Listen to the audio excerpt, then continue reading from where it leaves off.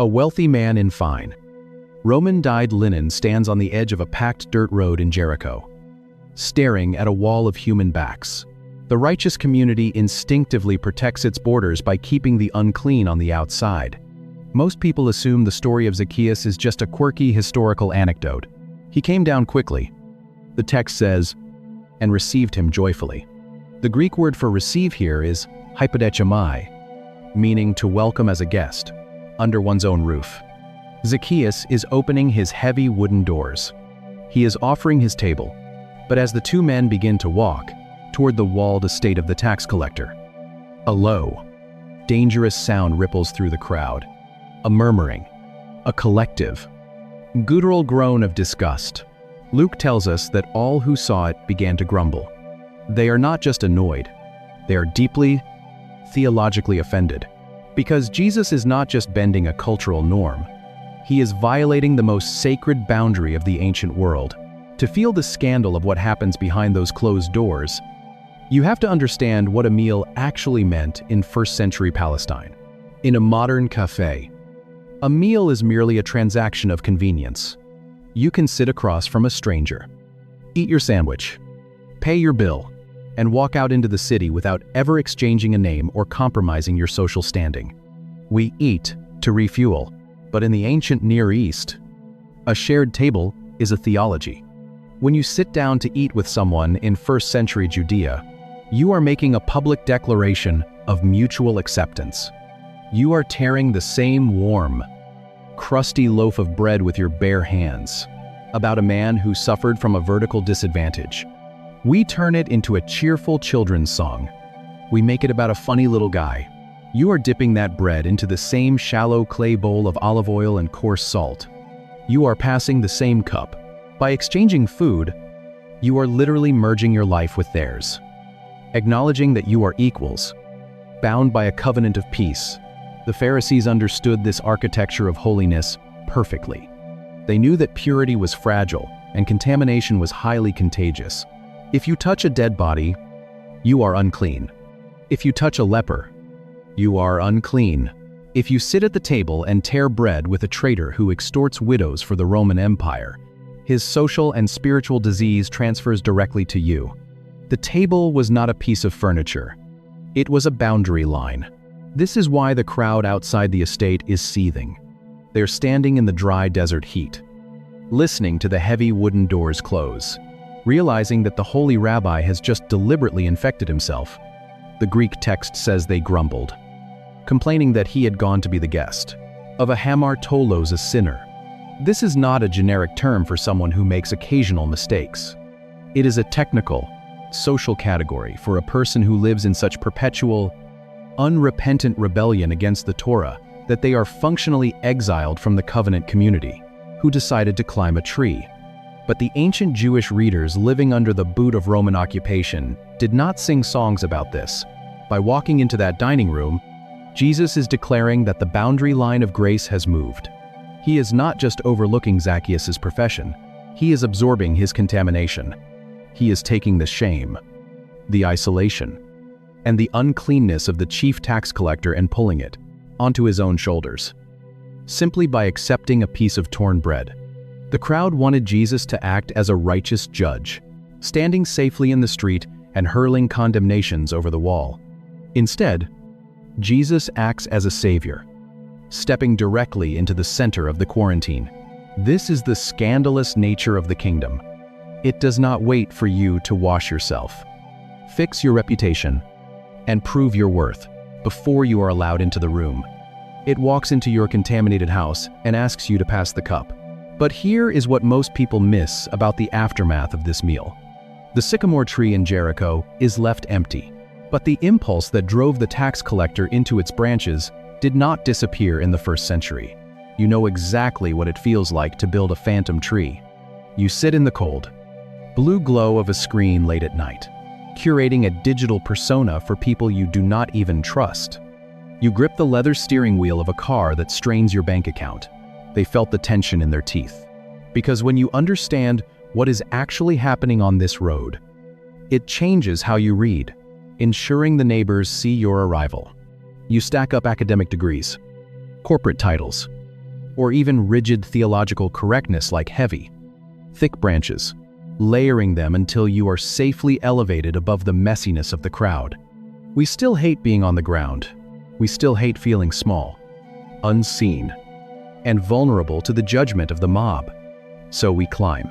We use our intellect, our sarcasm, our wealth, and our religious performance to lift ourselves out of reach. We want to see the divine. We want to experience transcendence. But we want to do it from a safe, manageable distance. We want to observe grace without being exposed by it. If you stay in the branches, you can control the narrative. If you are the one offering all the profound answers in your community, nobody will notice the quiet, suffocating panic you carry in your chest every Sunday morning. If you are the most financially successful person in your family, nobody will question the hollow ache in your gut when the house is finally empty and silent. The leaves of our accomplishments provide excellent cover. Your elevation is not a sign of your strength. It is the architecture of your hiding. But the tragic irony of the phantom tree is that the higher you climb to protect yourself, the further you remove yourself from the only table, every invitation God has ever extended. The real question of this text isn't, how tall was he?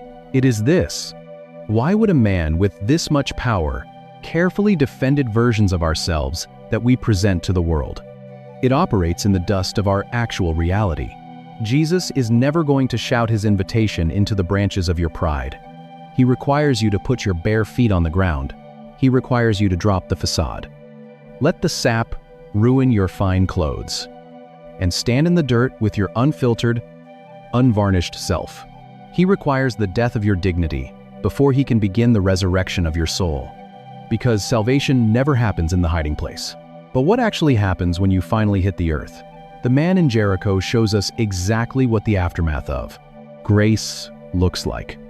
And it is completely different from the emotional, tearful apologies we usually expect. The heavy wooden doors block the noise of the angry mob. Inside the estate, the air is thick. You can smell roasted lamb. You can smell warm bread. You can hear the crackle of oil lamps burning in the corners of the room. Jesus reclines at the low table. The disciples sit awkwardly on the cushioned floor. They are eating the food of a traitor. And then Zacchaeus stands up, allow himself to become a public spectacle. We are a species terrified of losing our dignity. We spend decades building reputations, securing titles. He pushes back from the table. He looks at the rabbi. He does not weep. He does not offer a poetic prayer. He does not negotiate his public relations strategy. He makes a financial declaration. Look, Lord, here and now I give half of my possessions to the poor, and if I have cheated anybody out of anything, I will pay back 4 times the amount. He speaks into the quiet room. The disciples stop chewing. The servants freeze in the shadows. The silver coins in his treasury suddenly mean nothing, because every Jewish man in that room knows the mathematics of the Torah. In the book of Leviticus, the penalty for extortion is clear. If you defraud your neighbor, you must return the stolen amount and add a 20% penalty. That is the baseline law for a guilty conscience. Zacchaeus ignores the 20%. He goes straight to the harshest penalty in the book of Exodus: 4-fold restitution, the penalty reserved for a thief who steals a sheep and slaughters it. The penalty for violent, premeditated ruin. He is judging himself. He is liquidating his empire. He is giving away half his net worth in a single breath. This is not a polite charitable donation. It is an economic earthquake. His wealth was his armor. His wealth was his elevation. His wealth was the wall keeping him safe from the hatred of Jericho, and accumulating capital, all to ensure that nobody can ever look down on us. We know exactly what it feels like to walk into a room. He takes the wall. He tears it down. He hands it out to the poor. When grace finally pierces the bitter rind of the human heart, the reaction is never passive. The reaction is a radical restructuring of reality. Jesus listens to the tax collector bankrupt himself. He looks at the man standing in his own dining room, and he declares the verdict over the table.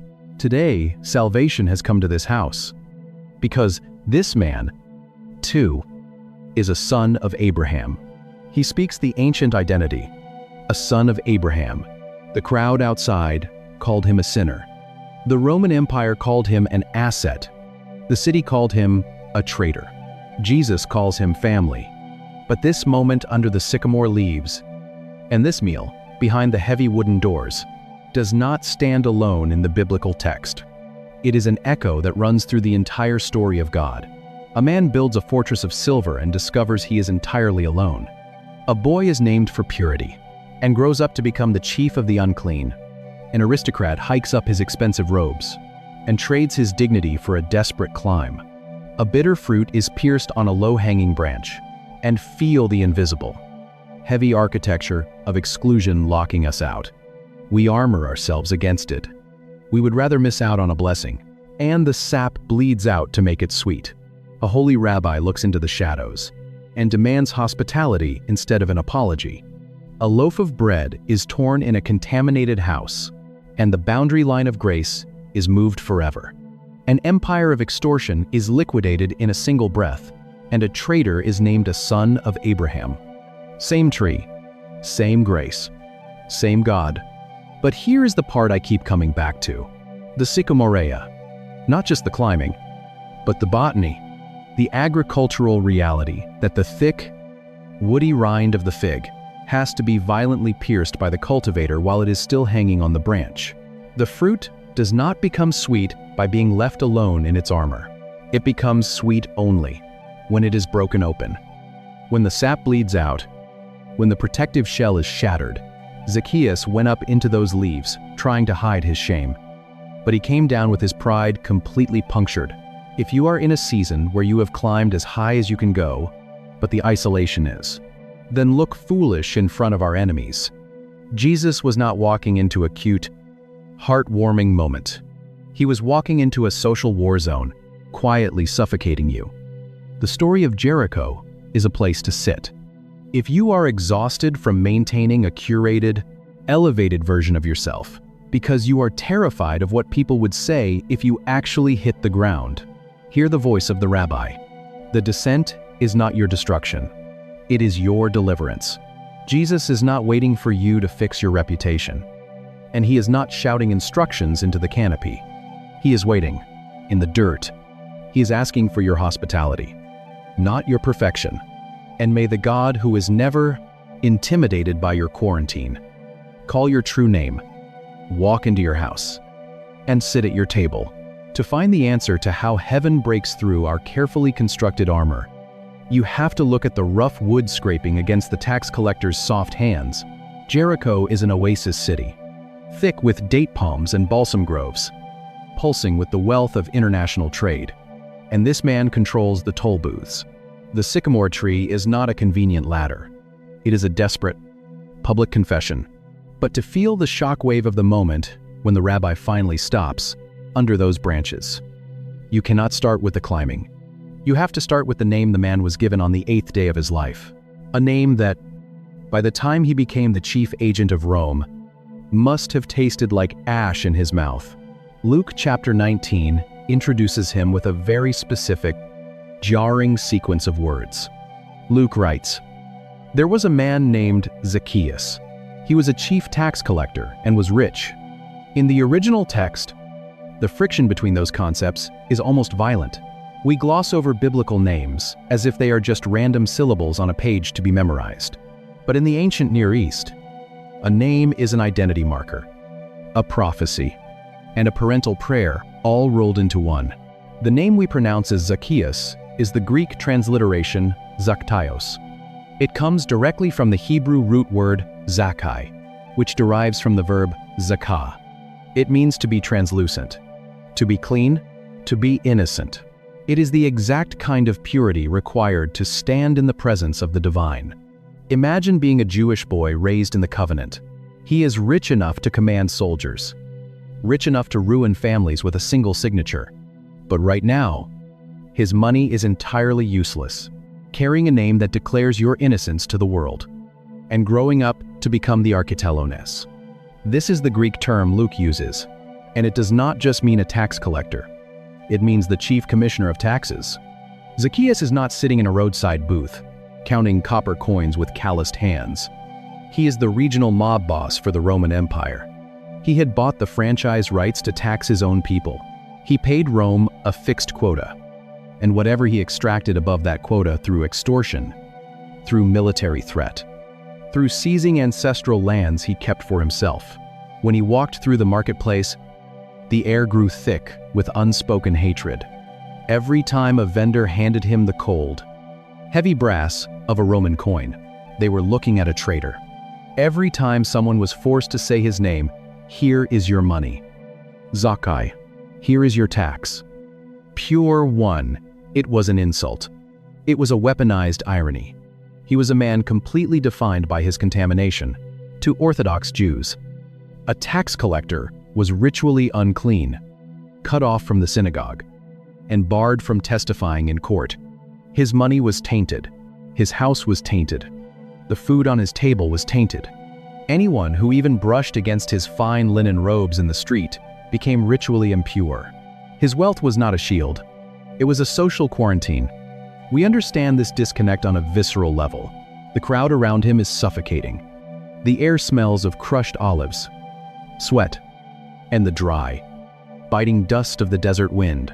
We know what it is to carry an expectation, a family name, or an outward identity that we have completely failed to live up to. We know the exhausting work of building an empire of success to mask an internal reality of profound isolation. Zacchaeus had built a fortress of silver, but he was living in a relational desert, trapped behind a wall of his own making. But there is a detail hiding in plain sight about what he does when the crowd boxes him out. He steps back from the wall of shoulders. He looks down the curving dirt road. He calculates the rabbi's trajectory, and then the chief tax collector makes an unthinkable choice. He hikes up his robes. He runs. In the first-century Mediterranean world, wealthy men do not run. They glide. They walk with slow, deliberate authority. They wear long, heavy layers of expensive fabric that drape to the ankles. To run, you have to gather your garments. You have to expose your legs. You have to sweat. You have to embrace public shame. Aristocrats do not sprint through the streets of Jericho, but Zacchaeus is running. His leather sandals slap the packed earth. The hot, dry air burns in his lungs. The fine linen clings to his sweating skin. He hears the crowd behind him. He hears the murmurs. They are pressing together. A solid mass of shoulders, elbows, and rough woven wool, waiting for a controversial rabbi from Nazareth to pass through the city gates. He feels the weight of their staring eyes. He spots the tree up ahead. The trunk is wide. The branches hang low to the ground. He grabs the rough, gray bark. He pulls his weight upward. The sap sticks to his smooth, ink-stained fingers. The wood scrapes his knees. The broad green leaves brush against his face, hiding him in the shadows. He waits. The heat beats down. The noise of the approaching crowd grows louder. He hears the shuffling of hundreds of feet. He hears the angry shouts clearing the way. He smells the sharp tang of sweat and unwashed wool as the procession finally arrives. He watches them pass below. The Pharisees in their fringed garments, the fishermen from Galilee, the local merchants he extorted just yesterday. They march under his feet. They do not look up. Jesus is in the center, the rabbi from Nazareth, the healer, the teacher. Jesus stops. The procession halts. The disciples bump into each other. The crowd freezes. Jesus does not look at the religious leaders. He does not address the crowd. He tilts his head back. He peers through the wide green leaves. Zacchaeus, hurry and come down. Pure one, come down. He is a regional boss. He is a man of terror. But this crowd is not just gathering. They are organizing. They are subtly, deliberately shifting their weight to block the man in the linen. But he is perching on a branch like a hungry street child. This is not a strategic viewing angle. It is the death of his dignity. He sheds his armor. He abandons his status. He climbs into the canopy because the desperation in his chest has finally outweighed the pride in his head. Jesus is not just calling a man out of a tree. He is restoring a name. But to feel the full shockwave of this moment, you have to understand the botany of Jericho. The detail that completely subverts this story is hiding in the branches. Luke is a meticulous historian, and he goes out of his way to name the exact species of wood Zacchaeus clings to. He could have just written that the tax collector climbed a tree.